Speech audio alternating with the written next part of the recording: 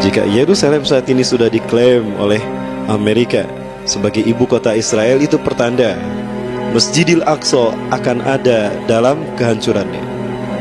Kiblat kita yang pertama akan terancam segera dihancurkan.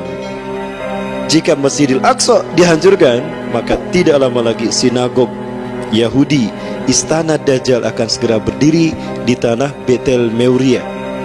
Israel ini sedang melakukan percepatan. Benyamin Netanyahu pernah didatangi oleh rabi Yahudi, rabi tertinggi Yahudi. Sudah banyak kemajuan yang terjadi. Apa yang kau lakukan bagus, progresnya luar biasa. Tapi kenapa Mesias belum juga datang? Lakukan percepatan agar Mesias segera datang. Ini percepatannya. Yerusalem diklaim menjadi ibu kota Israel, dan kalau itu sudah terjadi, Masjidil Aqsa akan diruntuhkan, maka sinagog dalam waktu singkat akan berdiri, dan jika sinagog sudah berdiri, Dajjal akan segera datang. Kedatangan Dajjal ini akan terjadi di mana mereka Zionis Yahudi akan menjadi pasukannya. Dan luar biasanya Rasulullah SAW menyebutkan bahwa pasukan inti dari pasukan Dajjal itu bukan Zionis Yahudi. Ya, maksudnya bukan mereka yang berangkat dari Israel, tapi justru adalah Yahudi dan berangkat dari lembah Isfahan, Iran, menggunakan jubah Persia. Dari sini saya paham, Syiah dan Zionis itu sama, 11-12. Ya, baik Bapak Ibu dan hormati Allah, Dajjal akan dipertemukan oleh Allah dengan Nabi Isa AS. Ketika itu Nabi Isa turun ketika kaum muslimin akan sholat subuh berjamaah. Wa imamukum al-mahdi, dan imam kalian al-mahdi, kata Rasulullah. Ketika itu qomat sudah dikumandangkan. Di saat qomat dikumandangkan selesai, maka al-mahdi mengatakan sawu sufufakum, terus watarilu, luruskan rapatkan shaf kalian. Ketika sedang meluruskan shaf, turunlah Isa bin Maryam alaihissalam ala janahain malakain, memegang sayap dua malaikat. Idza yara al-ard yasqutu min ra'si syai'an kalma, yasqutu min ra'si syai'un kalma. Apabila beliau melihat ke bawah akan berjatuh sesuatu mirip air, tanda beliau telah berwudu di langit. Wa idza yarfa ra'sa yasqutu syai'un min ra'si kalulu'il marjan. Apabila beliau melihat ke atas, berjatuhan sesuatu mirip mutiara dan mutu manikam.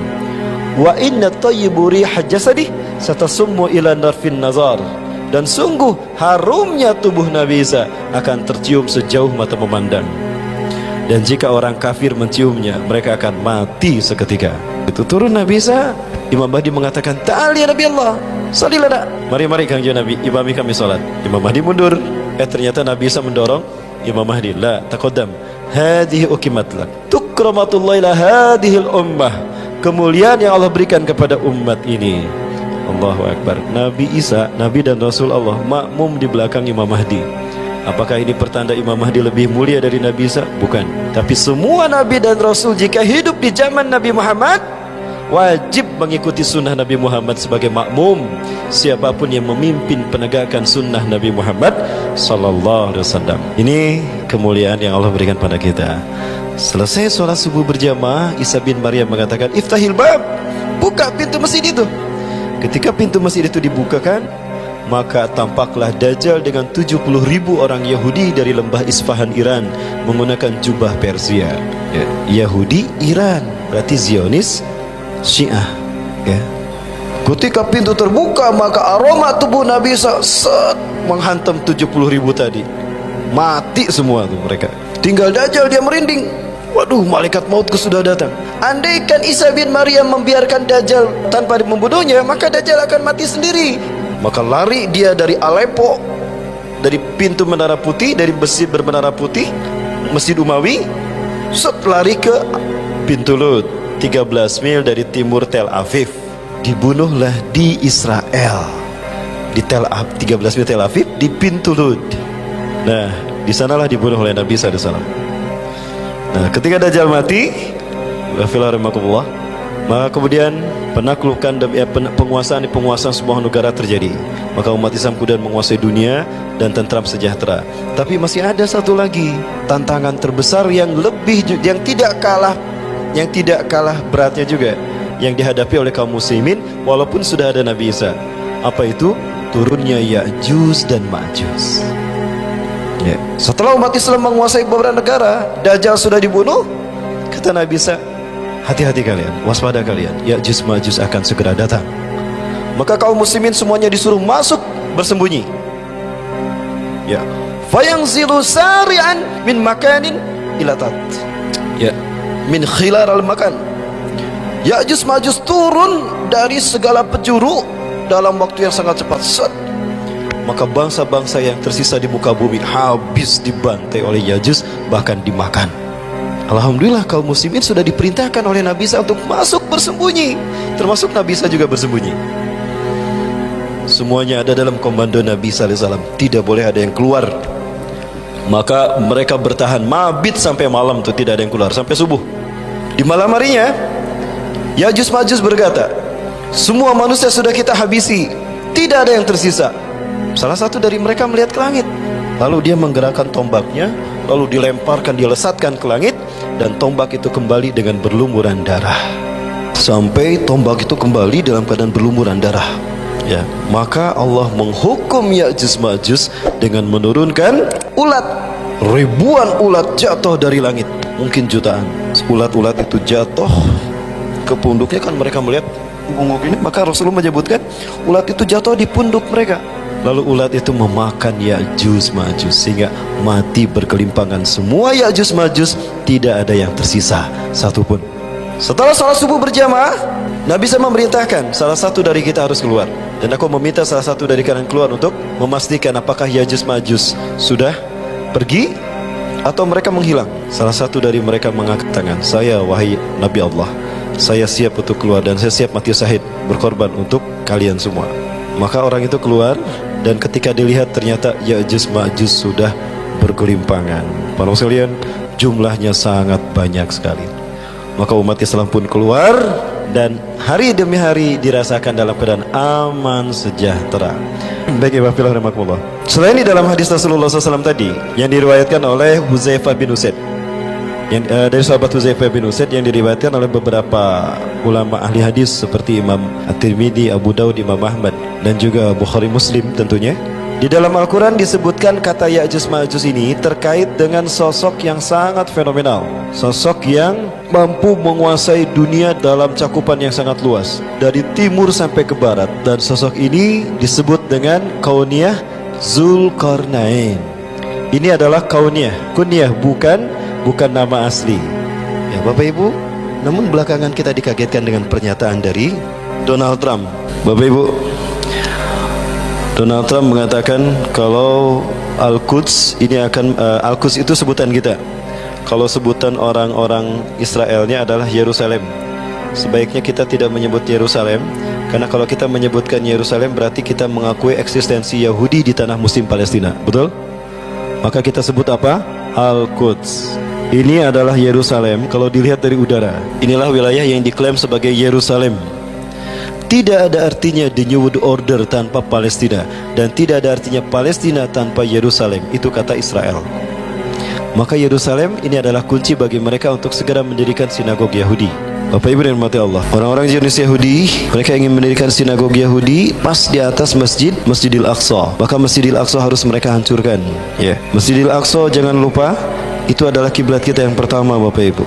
Masjidil Aqsa adalah kiblat kita yang pertama Bapak Ibu. Maka jika kita memang komitmen dengan ibadah solat kita, maka jangan lupakan Masjidil Aqsa, karena dia adalah kiblat kita yang pertama. Di sinilah Rasulullah SAW solat menghadap ke Masjidil Aqsa selama 16-17 bulan. Ya, Masjidil Aqsa ini tidak akan pernah bisa dihancurkan kalau statusnya masih terkait dengan keputusan Oslo.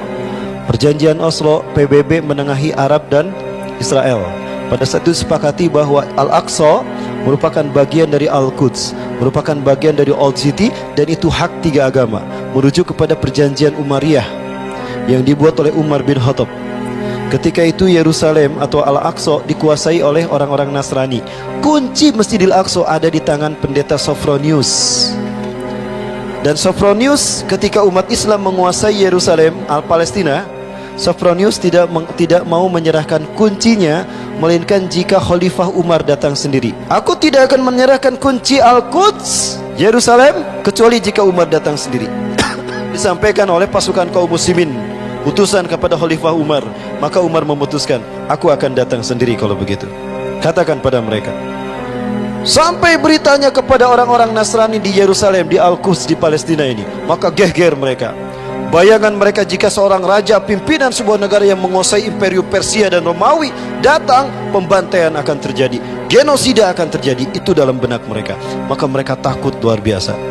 Ketakutan mereka ini sampai kepada Umar bin Khattab. Nah, inilah yang melatar belakangi lahirnya perjanjian Umayyah. Kalau Bapak Ibu datang ke Masjid Al-Aqsa, wilayah sebelah sini nanti ada masjid dan gereja. Di sini ada masjid namanya Masjid Umar. Di masjid itu masih ada surat yang dibuat oleh Umar bin Khattab sebagai perjanjian Umayyah, yang isinya siapapun yang ada di sini hari ini, apakah dia Muslim, apakah dia Yahudi ataupun Nasrani, berhak tinggal di Al-Aqsa, di Al-Quds, di Old City. Tidak boleh ada peperangan satu sama lain. Jika ada peperangan berarti melanggar perjanjian ini, keluar dari Yerusalem, keluar dari Al-Quds. Kalau tidak, diperangi. Kemudian itulah isi perjanjian itu, dan itu kemudian ada dicantumkan dalam perjanjian Oslo. PBB menengahi. Maka apa yang dilakukan oleh Amerika melanggar perjanjian Oslo ini? Lupakah kita? Pengkhianatan demi pengkhianatan di tanah yang Allah muliakan, selalu diadakan azab kepada mereka. Baik, Bapak Ibu, nah inilah sinagoga Yahudi yang disepakati Amerika dan Yahudi. Inilah kenapa Donald Trump mengatakan Al-Quds atau Yerusalem milik Israel, agar Israel segera membangun sinagoga Yahudi. Tapi saya yakin Dajjal tidak akan pernah menginjakan kakinya di sini, walaupun sinagoga ini sudah berdiri. Kenapa? Karena Dajjal tidak akan pernah bisa memasuki Masjidil Aqsa. Ada 4 masjid kata Rasulullah yang tidak akan bisa dimasuki Dajjal. Rasulullah menyatakan Dajjal akan datang dan dia akan menginjakan kaki di seluruh dunia. Tidak ada satu jengkal pun tanah yang tidak diinjak oleh Dajjal, kecuali 4 masjid ini. Dajjal tidak bisa memasukinya. 1. Al-Masjidil Haram. Yang kedua, Masjid Nabawi. Ketiga, Masjidil Aqsa. Dan yang keempat, Masjid At-Tur di Sinai, tempat di mana Nabi Musa menerima wahyu pertama kali. Di sana dibangun Masjid Tur. Kenapa 4 masjid ini tidak bisa memasuki Dajjal, bahkan Ya'juj Ma'juj pun tidak memasukinya? Karena keempat titik ini dilindungi oleh malaikat yang dengan panah mereka siap-siap. Jika Dajjal datang, jika Ya'juj Ma'juj datang, maka mereka akan dipanah dan matilah mereka. Makanya 4 titik inilah yang menjadi tempat teraman ketika fitnah Dajjal muncul dan Ya'juj Ma'juj muncul. Baik Bapak Ibu sekalian, itu dulu barangkali yang dapat saya sampaikan. Lebih dan kurangnya mohon maaf. Apapun fitnah yang akan terjadi, jika kita berpegang teguh pada Quran Sunnah, insya Allah Allah akan melindungi. Itu kata Rasulullah. Pegang teguh Al-Quran dan Sunnah, maka tidak akan pernah ada yang bisa membahayakan kamu. Ya, itu nasihat Rasulullah kepada Abdullah bin Abbas. Itu artinya kepada kita. Terima kasih. Wabillahi taufiq wal hidayah. Assalamualaikum warahmatullahi wabarakatuh.